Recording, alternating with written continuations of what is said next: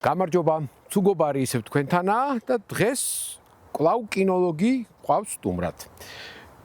რომა ნიკურაძე, მარტა და ეს პატივცემული, რომლის სახელიც არ ვიცით, მაგრამ მის კეთილშობილებაში ერთვი არ გვეპარება.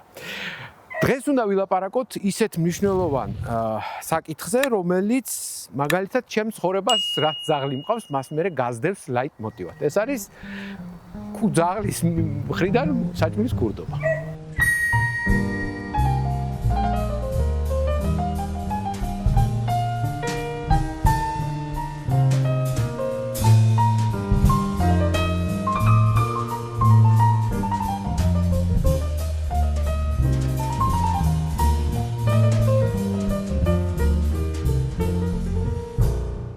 მადლობა პირველ რიგში რომა იმისთვის რომ ჩვენ თან ხარ და გვეხმარები ძაღლის უკეთ აზრდაში და დავიწყოთ.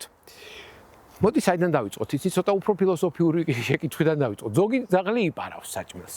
ზოგი უბრალოდ არ ეკარება თუ არ უთხრეს რომ მიირთვიო. რატომ ხდება ეს? ცუდი აღზრდის ბრალია თუ ხასიათია ასეთი? პირველ რიგში ალბათ ეკრანებს უნდა მოვაშოროთ ბებიები და ბაბუები, იმიტომ რომ ძირითადი პრობლემა ეგ არის, რომ თვალები აქვს კეთილი და მშიერი და შია. ალბათ უფრო პირველ რიგში მაგიდაზე არ უნდა დავტოვოთ საჭმელი. სამზარეულოს კარები მოვხუროთ და დავიწყოთ შეჩვევა და სწორი აღზრდა. პირველ რიგში კარგი იქნება რომ შევასწავლოთ ძაღლს თავისი ადგილი, მაგალითად იქნება თავისი საწოლი, ან შეიძლება დივანიც იყოს ვისთვის როგორ, ჩემთვის მაგალითად არანაირი პრობლემა არ არის ეს. მაგის მერე როცა უკვე ჯდებით მაგალითად ვახშამზე, ძაღლმა უნდა გაატაროს დრო თავის ადგილას და მიიღოს ჯილდო მაგისთვის. რომ არ იყოს შენთან ერთად, რომ არ იყოს მაგიდიდან საჭმლის გადაცემა. ტესტირებისთვის დატოვება, მოიპაროს თუ არ მოიპარავს. ჯერ უნდა ვასწავლოთ თავისი ადგილი, ბრძანება არ შეიძლება. ზოგი ფულს ასწავლის მაგალითად, ანუ უბრალოდ არა ნებისმიერი. ტესტებისთვის არ დავტოვოთ მაგალითად საჭმელი და სახლიდან გავიდეთ. რომ მოიპაროს თუ არ მოიპაროს. ყველაფერი ეტაპობრივია. აუცილებელია ვიცოდეთ მაგალითად კვების ნორმა ძაღლის, იმიტომ რომ თუ მშიერია, რა თქმა უნდა მაგის ინსტინქტში საკვების მოპოვება ანუ პირველ ადგილზეა, იმიტომ რომ გადარჩენისთვის აუცილებელია.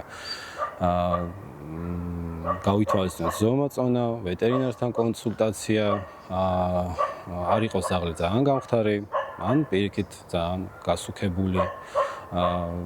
რეჟიმი, სეირნობა, ესე ვთქვათ, გონებრივი დატვირთვები მაგალითად ესე ძალიან მოქმედებს ძაღლზე, იმიტომ რომ ისვენებს მერე საჭმელსაც ირგებს. ძირითადად ძაღლი როცა შეჭამს, თავის ნორმას მიიღებს, ცდილობს დაიძინოს, დაისვენოს, მოინელოს საჭმელი. ძაღლი ვერ ხვდება მაგალითად მაგ დატოვებული საჭმელი მაგიდაზე, რატო არ არის მაგისი. ზუსტად ეგ მაინტერესებს. ვერ ხვდება, მოიპარა ჩვენი საქციელი და ქმედება რა არის იმისთვის რომ ეს აღარ განმეორდეს და ავუხსნათ რომ ეს ცუდია და ჩვენ მისგან ამას არ მივიღებთ. თუ უკვე მოიპარა, ესე იგი უკვე ესე ვთქვათ მიხვდა როგორ შეიძლება. გემოც გაიგო, ყველაფერი გემრიელია, ეს არ არის ერთ და იგივე საჭმელი მაგალითად რომელიც უდევს ჯამში. და აი მან უკვე ნელ-ნელა მაგალითად როგორც ბრძანება ფულ ან არ შეიძლება ვასწავლოთ ძაღლს ეს ხდება როგორც ჩვეულებრივად მაგალითად თუ დავდეთ მაგიდასთან ანუ მაგიდაზე საჭმელი ან რა ისეთი რომ უსაფრთხო იყოს მაგალითად თუ მოიპარა ისევ და მივიდა ბრძანება მაგალითად არ შეიძლება ან არა ადგილზე წვება თავის ადგილას ანჯდება, შესაბამისად ისევ აჯილდოვებ მაგას, რომ მაგისთვის ბევრად უფრო მომგებიანი ხდება თავის ადგილზე დაბრუნდეს და მიიღოს გემრიელი საჭმელი, ვიდრე მოიპაროს. არანაირი ცემა, არანაირი ჩარტყმა, უბრალოდ ხმოვანი, ესეც საკმარისია ამ დროს, იმიტომ რომ ხდება ყურადღებას მაინც გადმოიტანს და მივანიშნებთ თავის ადგილას რომ გადმოვიდეს, დავაჯილდოვეთ, ყველა მოიგო. და ეს ხდება ხშირად და ძაღლი მე უბრალოდ უკვე ნელ-ნელა სწავლობს, რომ იქიდან აღება არ არის კარგი, არ შეიძლება, მე ჯილდოს ვიღებ აქ, კარგად ვიყვებები, მძინავს, არ აქვს სურვილი მოიპაროს. შეიძლება ქურდობასთან არ არის კავშირში, მაგრამ მე მგონი ამავე თემის ნაწილია მაგიდიდან საკვების მიცემა.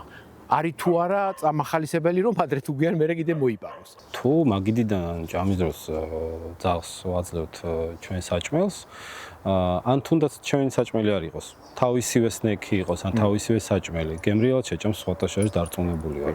მაგრამ ამით ჩვენ უბრალოდ პოზიტიურ ჯილდოს ვაძლევთ, რომ ძის სავარაუდოდ შეიძლება იყეფება, ზოგი იყეფება, ზოგი წუწუნებს უბრალოდ, თაც გირტყავს და ითხოვს მაგ საჭმელს და ჩვენ ისევ და ისევ ვაძლევთ, რაც უკვე გამოძალვას უფრო გავს, ვიდრე რაღაცა აი როგორც ახლა ეს ახლა დიდი ზუგა როგორც შეებოდა.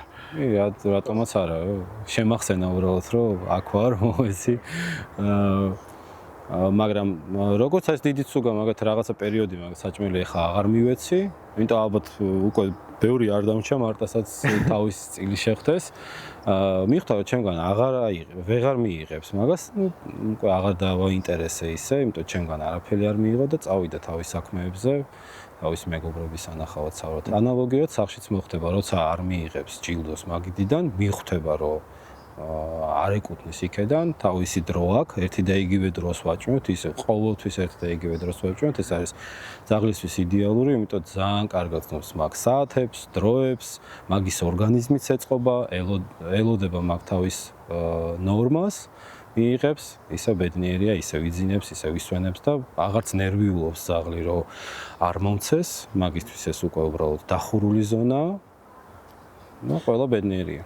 პოსტფაქტუმ გაბრაზებას და დასჯას თუ აქვს აზრი, მაგალითად ვიცით რომ მაგიდიდან მოიპარა, მაგრამ იმ მომენტში ვერ ვუმტკიცებთ ვერაფერს, ასე ვთქვათ რა, ფაქტზე ვერ წავასწარით, ან ნაგვის ურნიდან ამოიღო რაღაცა.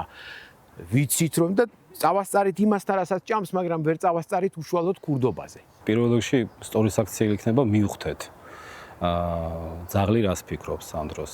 ან ძაღლი ფიქრობს, რატო არ არის ეს ჩემი საჭმელი?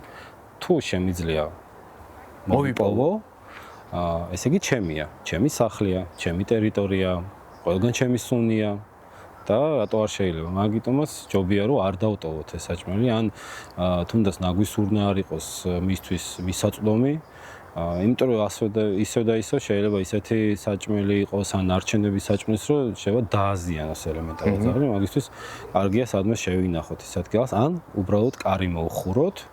სამზარეულოს რაც უკვე ძალიან დიდ პრობლემას მოხსნის და არ არის რთული თუ კარები გააქვს სამზარეულოს და ანუ დასჯას აზრი არ აქვს ისევ და ისევ უბრალოდ შენი შეეშინდება ხო და ვერ მიხვდება სავარაუდოდ ხო რატომ დავსაჭეთ ვერანაირად აი ეს მეც არაერთხელ გამიგონია მაგრამ მაინც მინდა რომ მაყურებელმა იცოდეს პოსტფაქტუმ დასჯას რომ არ მოაქვს ფაქტიურად არანაირი შედეგი შედეგი ერთადერთი შედეგი არის თუ შენი ეშინია შენი თანდასწრებით აღარ გააკეთებს მაგრამ შენ როცა არ იქნები პრობლემაც მოხსნილია ვისიც მეშინია არ არის შემიძლია ისევ გავაკეთო ის რაც ჩემ ბუნებასთან ახლოს არის მაგალითად საჭმელი მოვიპოვო თუ მაძღარია ისევ და ისევ თუ ყველაფერი დალაგებულია მოდი ერთხელ კიდევ რომ გავიაროთ მოკლედ ასე ვთქვათ ძალიან მშრალად და პუნქტობრივად პირველი არ ვინახავთ არ ვტოვებთ საკვებს გამოსაჩენ ადგილას მერე სამზარეულოს კარებს ვკეტავთ აუცილებელია გრაფიკი საკვების გრაფიკი იყოს დალაგებული საათობრივად გონებრივი დატვირთვები მაგალითად როგორც ვარჯიშები ელემენტარული ბრძანებები თუნდაც ადგილზე ვასწავლოთ ძაღლს ასე სეირნობისას რამე ვასწავლოთ ძაღლს და ეს უკვე საკმარისი იქნება გასაგებია დიდი მადლობა იმედი მაქვს მეგობრებო რომ ის რაც მე ამ წლების განმავლობაში გამოვიარეთ თქვენ არ მოგიწევთ და ამ რჩევებს თუ გაითვალისწინებთ ალბათ არ მოგიწევთ კიდეც მე რომ ჩემთვის რომ ვინმეს ერჩია თავიდანვე ალბათ სუხარი კაც არ მოიპარავდა ესე ხშირად საჭმელს დიდი მადლობა იმისთვის რომ ცუგობარს უყურებთ გამოიწერეთ ჩვენი არხი მოგიწოდებთ და კიდევ უამრავ საინტერესო რჩევას მიიღებთ იმ სპეციალისტებისგან, რომლებიც ყავს, უბრალოდ მე შევეცდები ისინი მოძებნო, სწორი შეკითხვები დაუსვა, ამ შეკითხვებს თქვენ თუ მომაშველებთ კიდევ უკეთესი, უფრო ფართო და უფრო ყოვლისმომცველი გახდება ჩვენი გადაცემები და მათზე პასუხები. დიდი მადლობა კიდევ ერთხელ ყურადღებისთვის რომან ნიკურაძეს, მარტას და იმ პატივცემულ ცუგას, რომელიც წავიდა.